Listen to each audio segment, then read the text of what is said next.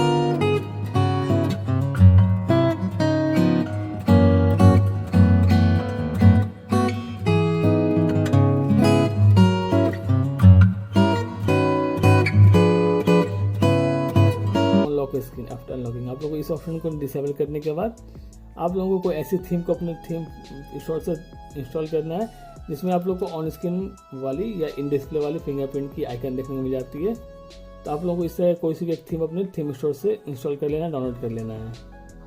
इसके बाद दोस्तों देख सकते हैं हमारे इन डिस्प्ले फिंगरप्रिंट हमारे डिवाइस में देखने को मिल जाती है। और सिंपली दोस्तों आप लोग क्या करना है कि जब आप लोग अपने फ़ोन को यहाँ से फिंगरप्रिंट को टैप करेंगे, जब आप लोग अपनी उंगली को अपने यहाँ पर इस आइकन पर रखेंगे तब दोस्तों आपका जो फ्रंट कैमरा है आपके फेस से रिकग्नाइज होकर आपके फ़ोन यहाँ पर अनलॉक हो जाती है। दोस्तों छोटी सी मस्ती की ट्रिक मैं आप लोगों को बता रहा हूँ। ये ट्रिक दोस्तों आप लोग अपने दोस्तों के साथ यूज़ कर सकते हैं और यूज़ करने में दोस्तों आप लोग अपने दोस्तों के साथ एक छोटी मोटी प्रैंक कर सकते हैं, मस्ती कर सकते हैं। और आप लोग अपने दोस्तों के साथ में शेयर करके बता सकते हैं कि आपके फ़ोन में फिंगरप्रिंट की सपोर्ट, इन डिस्प्ले वाली फिंगरप्रिंट सपोर्ट देखने को मिल जाती है, वो भी आपके Redmi Y2 डिवाइस में। दोस्तों छोटी सी ट्रिक मैं आप लोगों को बताया हूँ, फनी वे में बताया हूँ दोस्तों। तो आई होप वीडियो पसंद आई होगा, तो वीडियो को लाइक और शेयर जरूर कर देना।